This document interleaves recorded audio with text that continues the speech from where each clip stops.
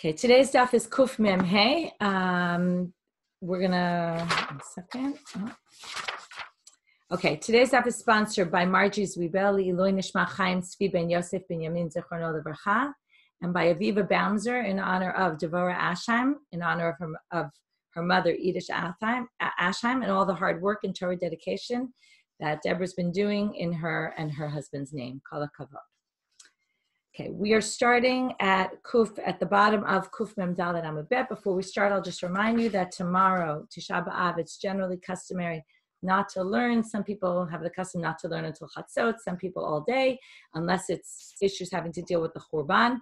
Unfortunately, today's daf didn't end up tomorrow because some of today's daf is going to at least connect somewhat with the destruction, although I don't know if it would necessarily come into the category of items one could learn on Tisha B'Av. But you will see that it connects, which is nice. I will post later today the daf for tomorrow so that you can either learn it today or learn it after Tisha B'Av is over. Okay, we're starting now. We ended with this line of Rav Yehuda said in the name of Shmuel that you could sochet adam eshkol shel anavim letoch hakdera aval lo letoch ha'ke'ara. You can squeeze liquids onto a solid, but not into a liquid or into a bowl where it's going to collect. So then they said, from here we can infer that what? That mashkeh haba la'ochel is ochel. If it goes into food, then it's going to be considered food. So now, Ravina, we had a question on it yesterday. We answered the question. Now we're going to have another question. Mativ Ravina, a few lines, a few words, the last few words of Kuf Mem Dalet Amud Bet.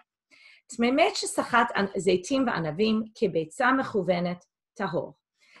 If you have a tmeimet, someone who became impure due to contact with a dead body. And he took, now why is he different than a zav? Yesterday we had the zav and he was moving the milk from the udders. He didn't actually touch it directly, but he moved it. And a zav, there's tumat hesed. With the mate, you don't have tumat hesed. But what did he do? He squeezed the zeitim and anavim, and it was exactly the size of a beitzah. Now what happens? If it's exactly the size of a beitzah is the size of an egg, that's the size that you need to be able to transfer tumah. Has to have that amount. So now he starts to squeeze. What happens? As soon as you squeeze a little bit out, the point is right now, he's touching this fruit. The fruit is not susceptible to impurity yet because it hasn't come in contact with the liquid. You start squeezing it out, and now you have this liquid coming out of it. When you squeeze it out, at this point, the fruit no longer, right? So as soon as you squeeze it, now it's getting in contact with the liquid is coming in contact with the food. So it should be causing it to be susceptible to impurity. But what happens?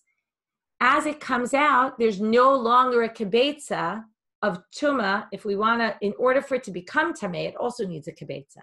And it's no longer has a kibetza because you're squeezing it. And when you squeeze out a little bit, if it was exactly a kibetza now, it's no longer a kibetza. It's the size of an egg. So therefore, it's still tahor. It's not going to be tameh. But now they say, ha yoter mikibetza tameh. But it seems to be inferred from here that if it was more than a kibetza, then it would be tameh. Now why? Now what are you saying? Basically, the liquid is coming onto the solid and it's creating susceptibility to impurity. But it shouldn't really, because what's happening? Now we're assuming. Okay, let's say like this: the tmeimet. Maybe I think I didn't understand. I didn't explain something properly. The tmeimet is holding this fruit in his hand. The fruit is a kibetza. So the fruit at first has a kibetza. Right now, if you squeeze it out, if it's more than a kibetza, and as he's squeezing it out, you now have this liquid coming out of it. So now I just want to check one thing in Rashi.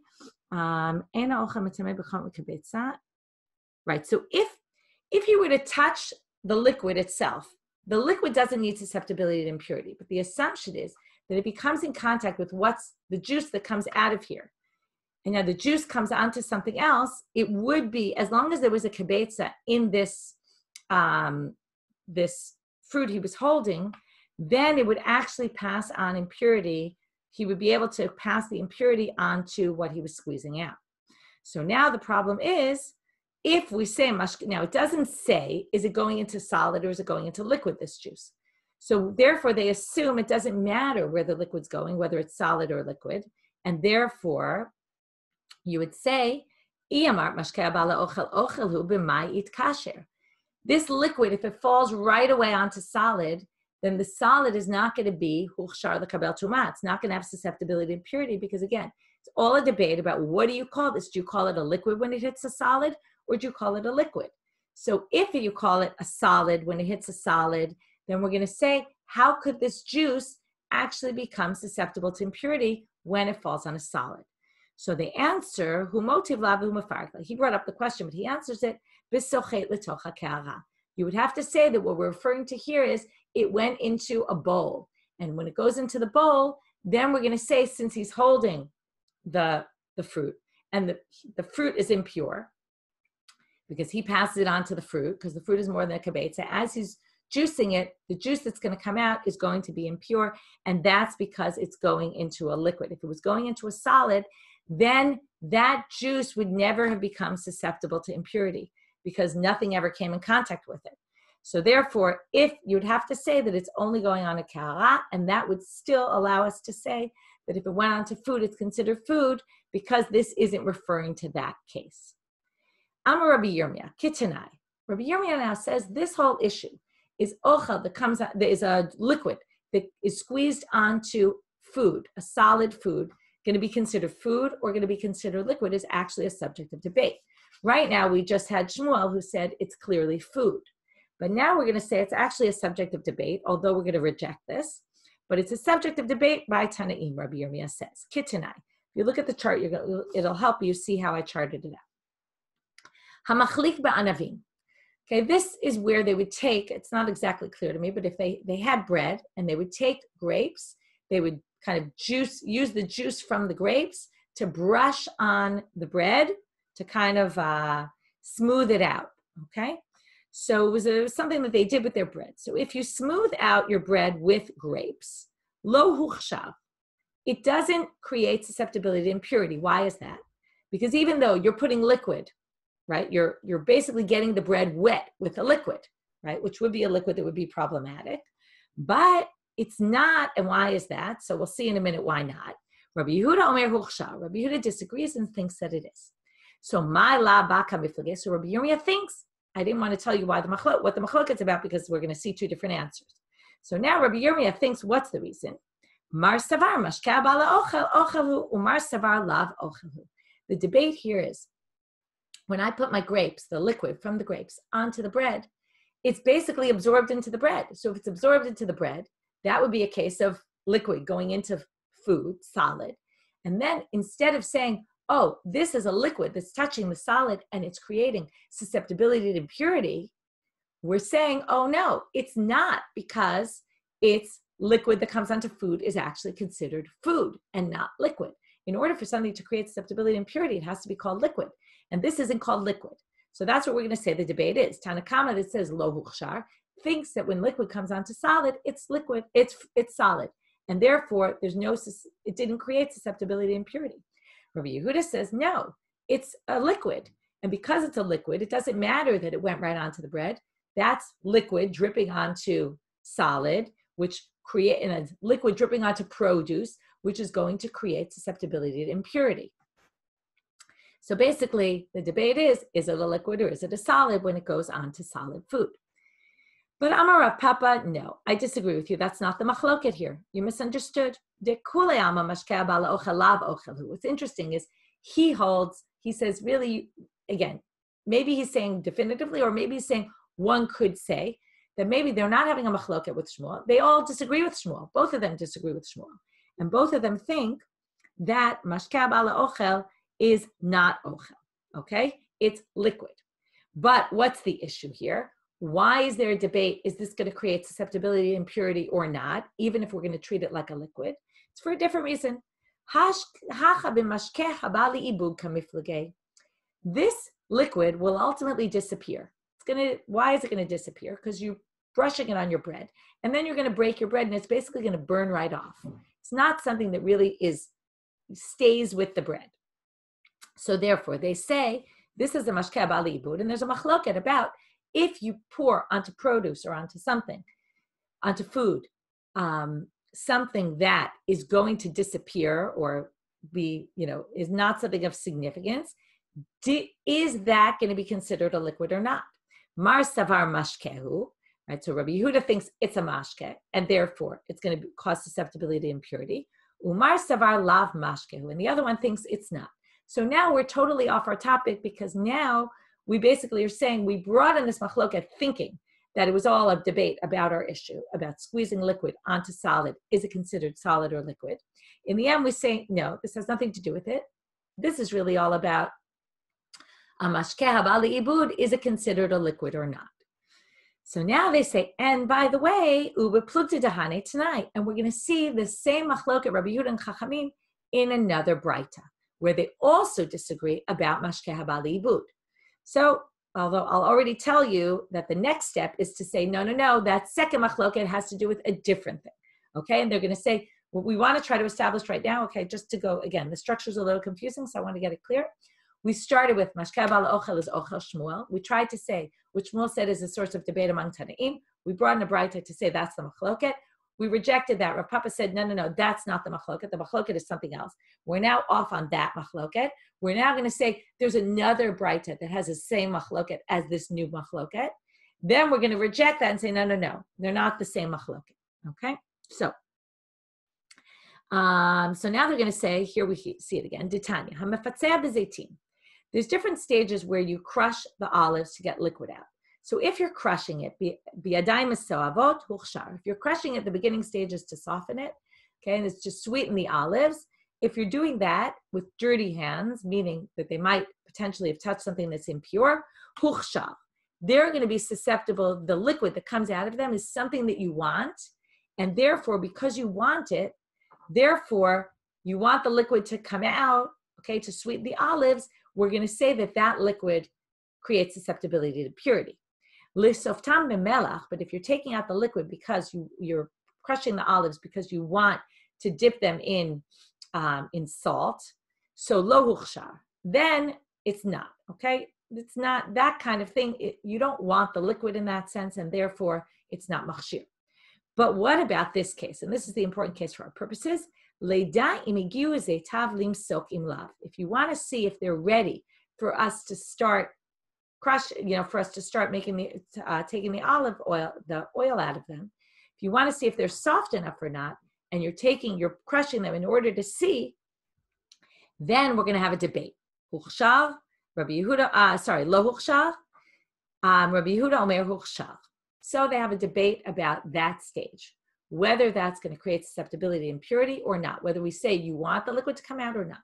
So my lab bahakam miflagei. Now, isn't this the root of the machloket? Dimar savar mashkeha omed liibud mashkehu. Umar savar lav mashkehu.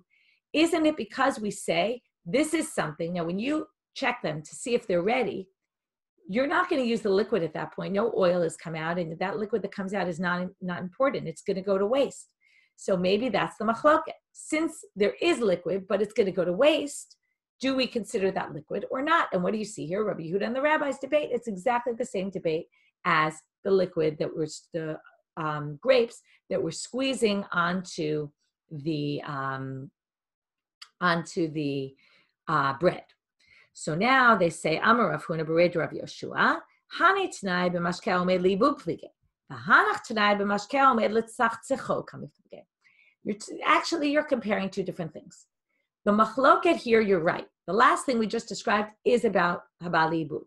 But the machloket previously that Rav Papa was talking about, when he said it, it's really mashkeh omed letzachzecho. When you're taking those grapes and you're brushing them onto the bread, this is for shining purposes. I was thinking it's probably like eggs, where you want to make the bread look brown, to brown. So it's kind of shining it. That's different. That's a different machloket about when you're putting the liquid on in order to shine it. Is that considered that you want the liquid or not? So therefore, he's going to say these are two different debates, and don't say that two of these Tanaitic machlokot are the same machloket. Okay, again, where did we start? It was all about this ochel habala ochel. Can we see that the Tanaim discuss this? In the end, we see not necessarily. Amar Rabbi Zera, Amar Rav Chia bar Ashi, Amar Rav, sochet adam eshkol shel anavim letoch haktera v'lo letoch hakara. Now we have the exact same thing that Shmuel said in the name of Rav. Okay, Rav also said it. But here Rav adds an additional halacha, which is going to cause us some issues. V'dag litziro, if you squeeze out fish for the juices. Afilu letocha ka'ara. You can squeeze it out even into a bowl, and you can use that liquid. That's not considered what we call dash, okay, or mafarek. That's not taking out because what's with the sauce? The sauce, you cooked it in the sauce. It's something external, right? It's something that it wasn't part. I mean, there are natural fish juices, but it's also mixed with other sauce that you've been using. So Yativ Rav Dimi v'ka'amar la lahashmat. So now Rav Dimi said the following statement in the name of Rav, that Rav said this about the brine of the fish. Amar le Abaye le Rav Dimi. Atu mishmei de Rav matnitun v'lo kashya lechu. You said this in the name of Rav, and you have no question about this because you said it in the name of Rav. But Anan mishmei de Shmuel matninana. But we learned it in the name of Shmuel v'kashya lan. Okay, we said this was in the name of Shmuel about the brine. And we have difficulty with this. Why? Because mi amar Shmuel dag litziro afilu letocha ka'ara. Does Shmuel really say that dag litziro, you can take out the liquid even into a bowl? V'ha'itmar, don't we know the following machloket? And now we're going to bring something that's similar. Okay, what seems to be is they seem to treat fish brine, it's not exactly clear why, as food. Maybe because it's thick, maybe because some of it comes from external sources, which is going to compare it more to this upcoming case. We're now going to talk about vegetables that are pickled and vegetables that are cooked in water. Okay, let's say you want to squeeze out vegetables that are pickled that now have juices from the pickling, or vegetables that were cooked in water that now have juices from being cooked in the water.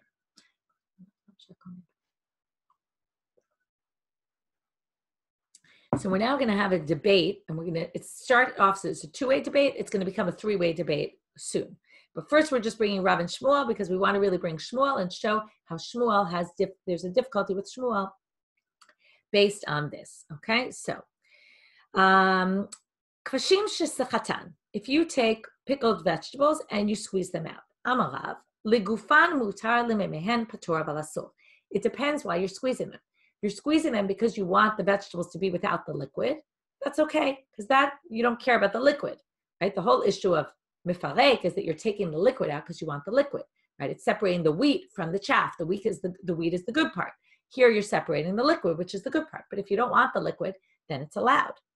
But lememehen, if you want the juices, patur avalasul. It's asur mid'Rabbanan because it's not exactly your typical case. Because again, what's the difference here? The difference is that the liquid inside is coming from something external, not from the fruit itself, or the vegetables in this case. Ushlakot, cooked vegetables, bein legufam, bein lememehen mutar.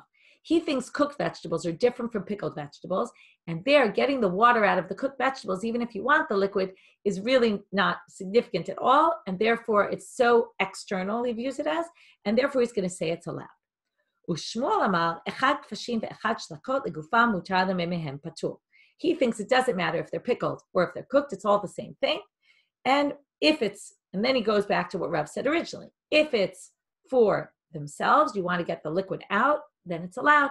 But if you want the liquid, then it's going to be basur midrabanan, right? Forbidden by the rabbis.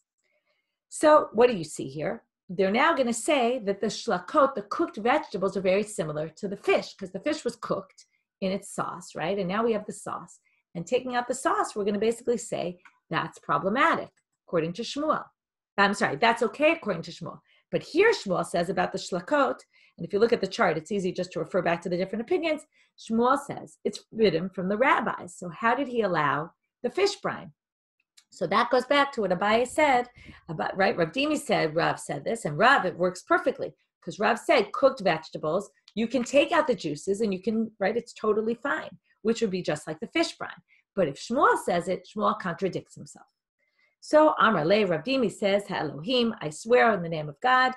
And now he quotes a pasuk from Eov, Eini ra'u v'lo zar. My eyes saw this and not anyone else. Okay, what does that mean? Mipume de Rabbi Yirmiyah Shmieli. I heard it from Rabbi Yirmiyah.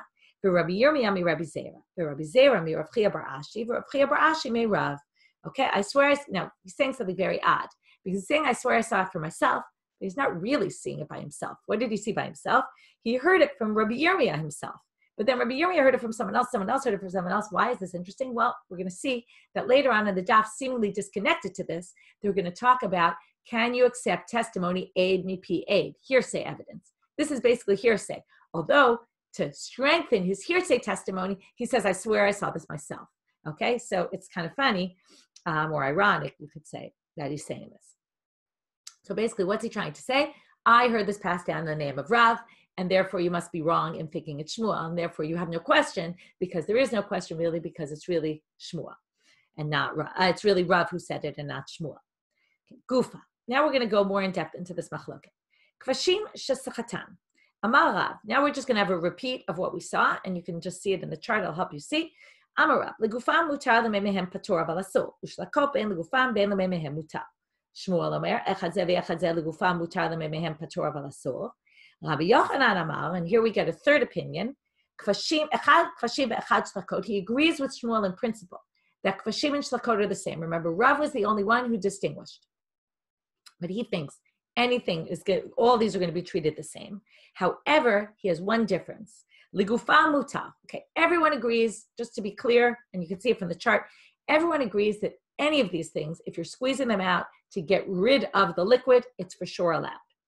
But limemehen, there was that debate about if you want the juice. So again, Rav distinguished between the cooked and the pickled. Shmuel thought it was all the same, but he thought it was all forbidden by the rabbis. Rav Yochanan thinks limemehen chayav chatat. He thinks this is real srita, even though it's external, right? That the water's from somewhere else. It's not the vegetables, the liquid of the vegetables themselves. He still thinks that this is forbidden on a Torah level. Okay, so he takes it to the extreme. Meitive. Now we're going to have a source that contradicts all three opinions. Sochatin kvashim b'Shabbat l'tzorach haShabbat, aval lo l'motzei Shabbat. One can squeeze the pickled vegetables for Shabbat, but not for Motzei Shabbat. Now, it doesn't distinguish here why are you squeezing them. Are you squeezing them for the liquid, or are you squeezing them for them themselves? So it seems to contradict everybody, because it sounds here like it doesn't matter. No matter what, you can squeeze them even if you want the juices. And everybody said, to a certain extent, that was not allowed, right? Rav said it when it comes to, this is kvashim. And kvashim, everybody says, if you look, right, Rav and Shmuel agree that patur aval asur, and Rabbi Yochanan says it's asur midoraita. So we're going to have to resolve that. Avalo l'motzei Shabbat, so you can do it if you want it for Shabbat, but not for after Shabbat. V'zeitim v'anavim lo yischot v'im sachat chayav chatat. And the second line, not really relevant yet, but the zeitim and anavim you can squeeze, and if you did, that for sure is asur midoraita, which makes it seem like, right, these, you can't do it l'motzei Shabbat, but it doesn't sound like it's asur midoraita. You can actually squeeze them on Shabbat. So it sounds like it's mutal, and the other one is asur midoraita.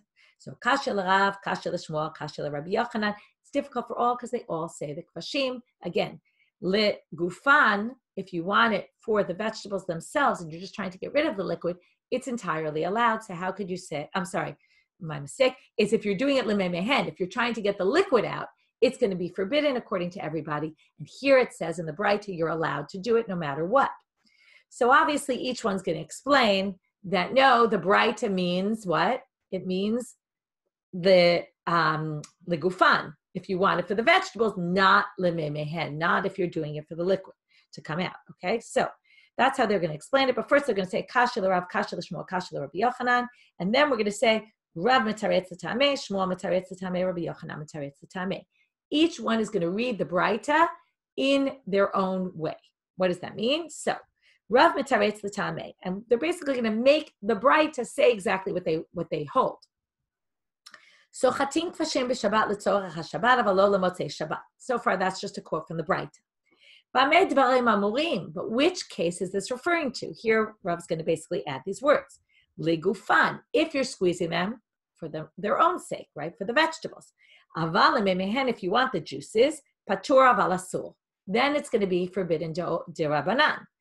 Ushlakot, and then he adds in, however, right, this is just to fit Rav into the Braita. Shlakot, if they're cooked, bein legufan, bein lememehem, it will be mutar, right? Because that's what he holds. V'zeitim v'anavim, and then the last line is just telling us zeitim v'anavim lo yischot v'im sachatan chayav chatat. Shmuel metaretz l'tameh. Shmuel is going to read it his way. So chatin kvashim b'Shabbat l'tzorach haShabbat.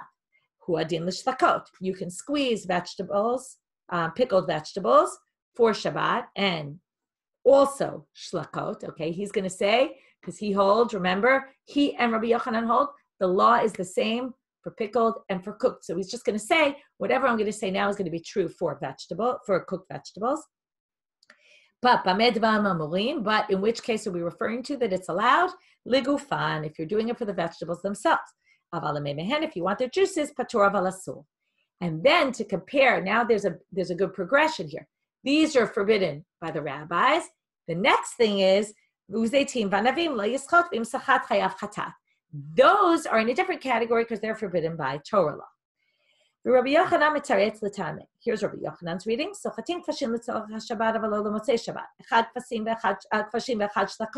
Whether it's cooked, whether it's pickled. Again, this is exactly Shmuel at this point. And yeah, here comes the difference. And he has the best lead into the last line, because remember, what does he say? If you're doing it for the juices, then it's going to be forbidden by Torah law.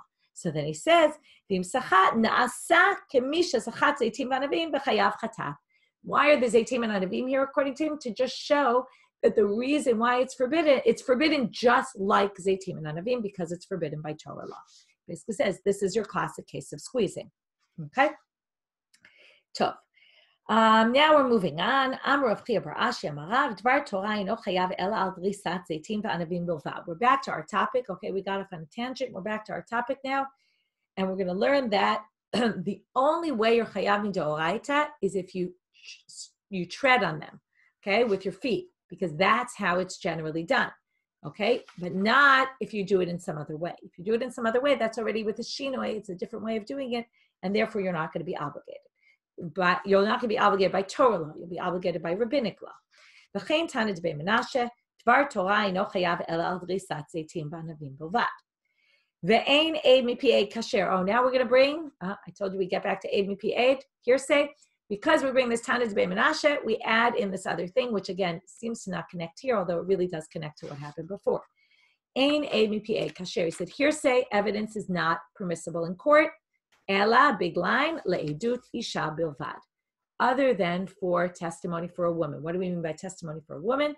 Testifying that if her husband went somewhere and he's lost in action, and we want to know, did he die, so that she cannot be an aguna, and the rabbis permitted, and here you see the sensitivity of the rabbis. When it came to agunot, they tried to be as sensitive as they could. I say as they could because we see, right, not always do they resolve all these issues. But they say in that case, we're going to accept hearsay testimony to say that the husband died to enable her to get remarried. Now they ask another question. Okay, this apropos the Churban. Okay, some people say this is only in the time of the Churban. After the destruction of the temple, okay, in the time of the temple, let's talk about Bechor Behema. You have a firstborn animal. You're supposed to give that firstborn animal to the Kohen. Everyone who has all their firstborn animals went to the priests. The Kohanim had to sacrifice them in the temple. So in the time of the temple, this was easy. I mean, not super easy, but they brought it to the temple. However, if it got a blemish, then they were able to sacrifice it where they lived, slaughter it where they lived and eat it. They didn't need to sacrifice it. But what happens in the destruction? Once the destruction of the temple happens, the only thing they could do with this bechor is wait till it gets blemished. They're not allowed to put a blemish to the animal. So in fact, if you remember those who learned bechorot, there was this case of the very old sheep or animal that it was a bechor that was super old, and I think it was a goat, and he looked horrible, and this non-Jew comes by and says, why don't, and he wants to blemish the animal so that he realizes the Jew wants it, so he tries to blemish it so that the Jew can eat it, and then they have this whole thing that ensues. Anyway, interesting story, we'll get to it in bechorot, but the super old animal, because they had nothing to do with it, they couldn't slaughter it because it didn't have a blemish. So the question is, can we take now what's the issue? The issue is not only can you not blemish the animal, but you have to prove that when it has a blemish, that you didn't cause it yourself and that it was a blemish that was there. So can you accept aid mipi aid for this testimony, especially in the wake of the destruction, when they no longer had anything to do with these animals unless it got a blemish? Maybe we can be more lenient here. So Rav Ami Asil, Rav Asi Shapin. Debate whether you can allow or not. Amale Rav Ami Rav Asi. So the one who forbade said to the one who permitted, we said you don't accept hearsay testimony for anything unless it's a edut isha. So how does he explain? Saying no, edut isha doesn't mean what you thought it means. It means for testimony that a woman is, if you accept woman's testimony in court, if it can be used in court, then you can also accept hearsay. Okay, we're basically saying there's certain things that require a lower level of testimony. Again, I wish I had time to go into this more, but it's a difficult topic. I'll just put it at that. The women's testimony is not generally permissible in a Beit Din, in a court of Jewish law. And probably this had to do with the way they perceived women, right? The problem is that this hasn't much changed nowadays. It's a big question because nowadays, theoretically, women's testimony should be permissible halachically, but not everything's easy to change. So anyway, we'll put that topic aside, with, accepting the difficulty of it. We'll get to it more later. But basically, what do we say? There are certain things that we allow women's testimony for. Those things will also allow hearsay testimony for, which, by the way, includes aguna issues. Okay, so it's not like he's saying we don't think that that's true, but a dud isha he understands differently, not about a woman, but an dud that a woman could testify for. So Rav Yemar Echsher Emipi Eid, he actually accepted this for Bechor. Kari Alema Remar, Yemar Shari Buchra. Yemar didn't like that he was doing this, and he called him, oh, Yemar, you're the guy who matirs Bechor. The halacha is Emipi Eid Kasher the Bechor, but actually we paskin that you can accept hearsay testimony when it comes to Bechor. Okay, back to the Mishnah. Chalot Vash. We started with this Chalot Vash. We said, if you have the honey in your honeycomb and you start pressing it down before Shabbat to get the honey out, and you kind of crush it, whatever comes out on Shabbat, right? What did we say? There was a machloket. It said Rabbi Elazar, but the note says it's Rabbi Elazar, and today so you'll see it's Rabbi Elazar. Rabbi Elazar allows this, and the Chachamim, Tanakama, doesn't allow it. So ki'ata Rav Hoshaya min hardea, again, why is it not allowed? Because again, it's like something coming out from something else, like the liquid's pouring out. Ki'ata Rav Hoshaya min hardea. When he came from Nehardea, ata va'aite matnita biyadi. He brought a breita with him, and he said, Zaitim, here was his breita. Zaitim va'anavim sheriskan me'erev Shabbat. If you started crushing the Zaitim and Anavim from before Shabbat, v'yatzu me'atzman, and then over Shabbat, some of it comes out by itself, asurim, they're forbidden. Rabbi Elazar, Rabbi Shimon, mitirim, but they allow it. Amar Rav Yosef. Now notice what's added here. So first of all, it's a different case. Zaitim and Anavim, but it's just the same, seems the same as the honey case. The other difference is that Rabbi Elazar ve Rabbi Shimon mitirim, and not just Rabbi Elazar. So Amar Rav Yosef, Gavri Yatera Atalashmina, what you're just trying to tell us, why'd you repeat this? We already know this from our Mishnah. You just want to tell us that Rabbi Shimon is on Rabbi Elazar's side? Is that what you wanted to say? So Amar le Abaye says no, Tuva Kamashman. He wanted to teach us more than just that. Te'imi matnitin, because they are two different cases. Honey is not exactly the same as the olives and the grapes. If you had just our Mishnah, Havamina, Hatam hudami ikara uchla ulabasof uchla. The reason why Rabbi Elazar allows it is because the honey, and now we're going to see honey, it's a big debate. Is it liquid? Is it solid, right? It's kind of in between. He says, maybe you'd say with honey, before it was food, and now it's food. In other words, nothing changes with the honey when you take it out, right? There it was honey, and now it's just, you're taking it off the honeycomb. It's also honey, and it was food then, and it's food now. That's not mifarek. Here you took a solid and you turned it into a liquid. You changed the form of it. Emalo, you might have thought maybe Rabbi Elazar is not going to be matir. Kamash malan. So I'm teaching you, number one, the Rabbi Elazar is matir also in this case. And number two, Rabbi Shimon also agrees with him. Okay, new Mishnah. Seems a little bit out of place, but if you think about the last case, which was something you started before Shabbat and then continued through Shabbat. So here we're going to talk about something similar, and we're back to laws of bishul, okay, cooking on Shabbat from the beginning of the Masechet. Kol Shabbat b'chamim me'erev Shabbat, shorin oto b'chamim b'Shabbat. If you soaked it in hot, or you put it in hot water, you boiled it up before Shabbat. Rashi says it means it's cooked. And this is coming to teach you, according to Rashi, there's a few different interpretations of this. We'll stick with Rashi for now. Ein bishul achar bishul, right? Once you cook something, it's already cooked. Therefore, shorin oto b'chamim b'Shabbat. You could soak it in hot water on Shabbat. The chol, meaning like in a kli rishon that was taken off the fire. Okay, you have your pot, hot water was cooked in it. You could put this item that was already cooked into there. Because shelo ba b'chamim me'erev Shabbat, but if you didn't cook it from before Shabbat, then you can't put it in a kli rishon. But midichin oto b'chamim b'Shabbat. You can pour hot water over it. Okay, you can take what's called iroi kli rishon, pouring from a kli rishon. Sounds like you could pour on it. Except for certain exceptions, the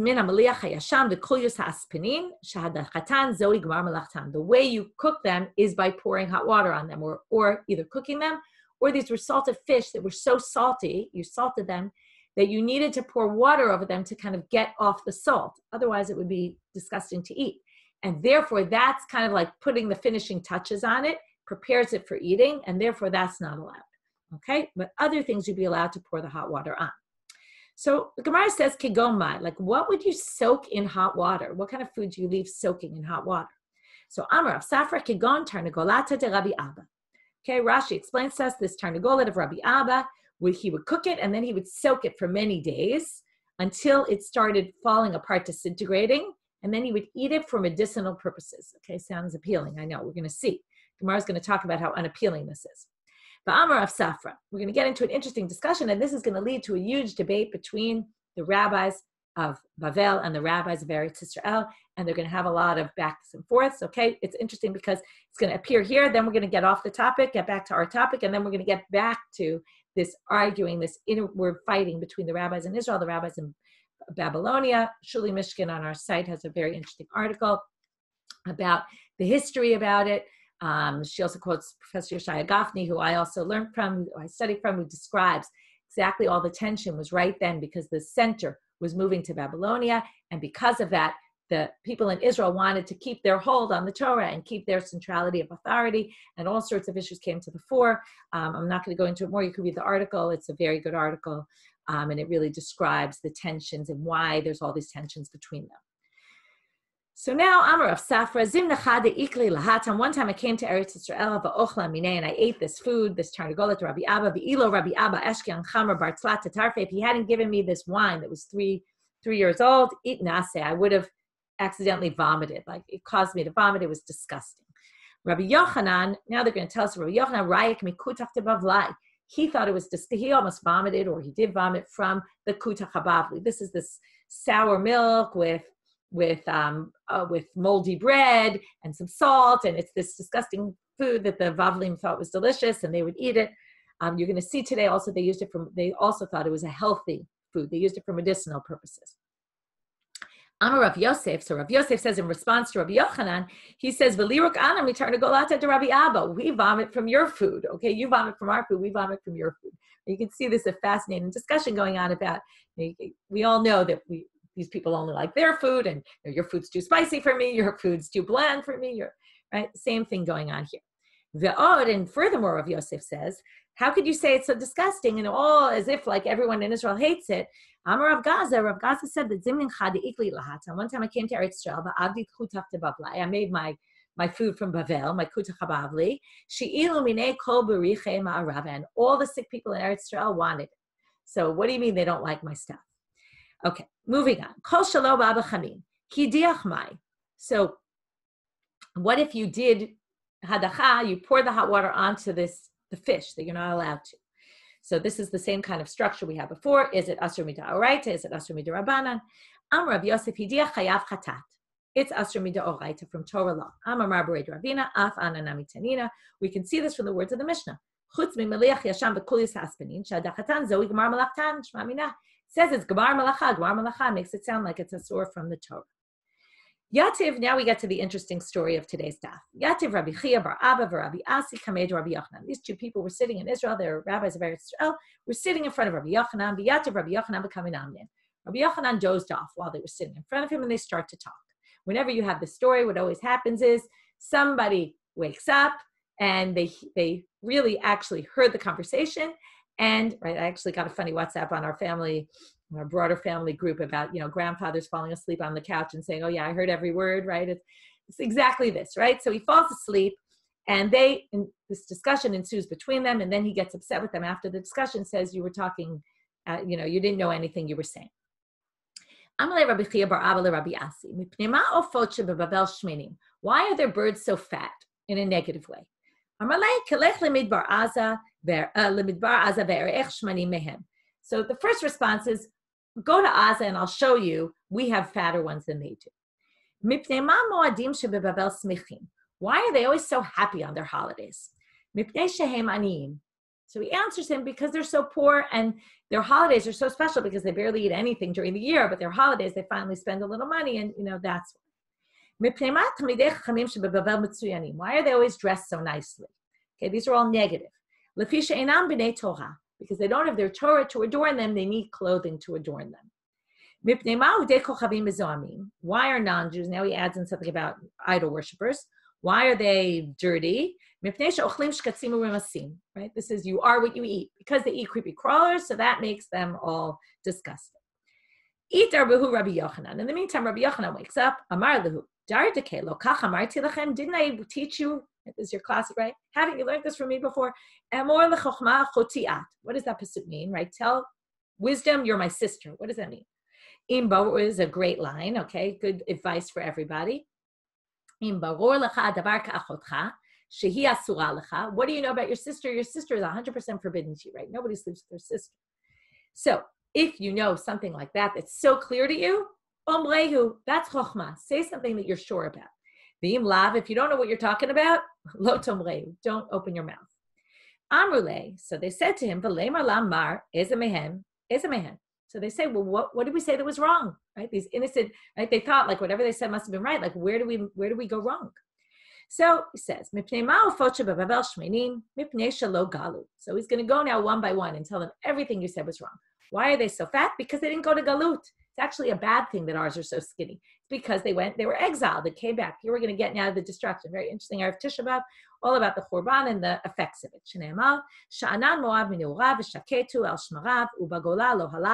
Okay, Moab is very settled where they are. They never went to Galut. Okay, and you have to read the continuation of that pasuk. And when it says,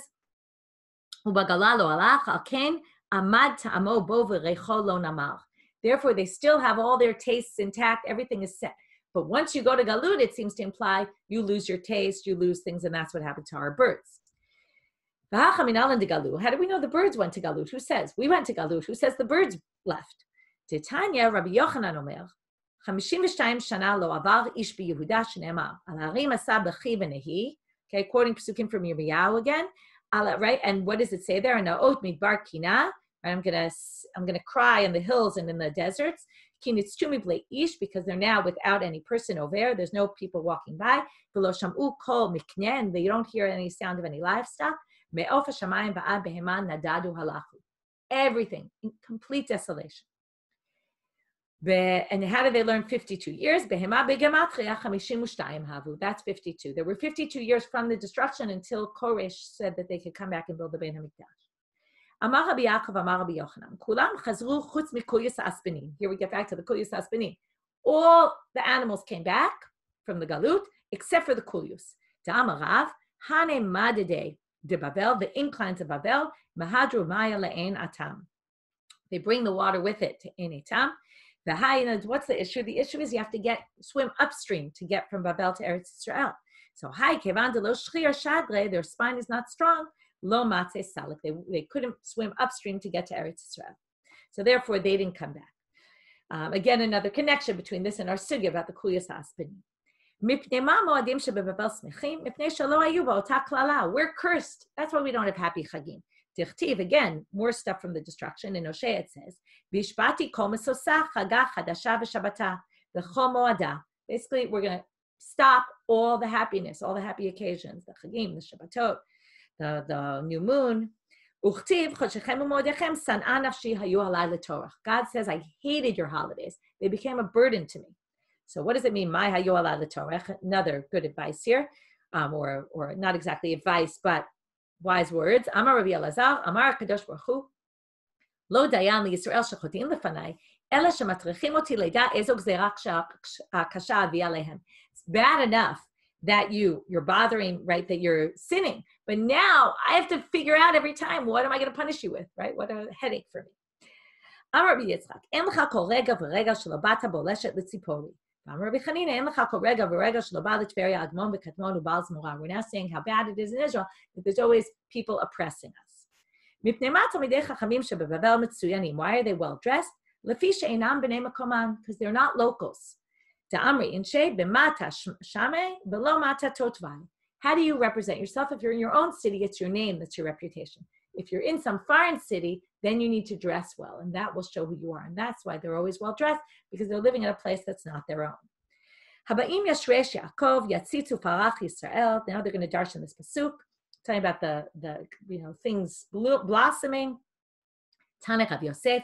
Elu Talmidei Chachamim shebevavel, right? Clearly we're in the Bavli. So we're getting the Babylonian version, right? Here we have Rabbi Yochanan correcting all their mistakes, saying the Babylonians aren't so bad. We have Rabbi Yosef saying, what's this beautiful prachim that are happening? These are the Talmidei Chachamim in Bavel, shosim tzitzinu prachim leTorah. With all their drashot, they add these beautiful flowers, blossoms to their flowers. Okay, back to Rabbi Yochanan. Shalom, he's even protecting, by the way, the Avdei Kochavim here. You're wrong about that too. It's because Shalom du al Har Sinai. Shebisha'ah sheba nachash al Chava yitil bazuama. But Yisrael shamdu al Har Sinai paskazu amatan. When Chava sinned, she got, this zuhama, this bad stuff on her, and that's what makes people mizoamim, dirty, whatever they mean in the metaphysical sense. But the Jews, when they stood on Har Sinai, that finished. Okay, I'm just going to finish to the Mishnah. Ovdei Kochavim Shalom du al Har Sinai lo paskazu amatan. Basically, Har Sinai fixed that, okay? And because of that, you could call it impurities, their impurity was removed. Amar le Rav Acha b'rei derav le Rav Ashi. Gerim mai, so what about converts? How do we deal with that?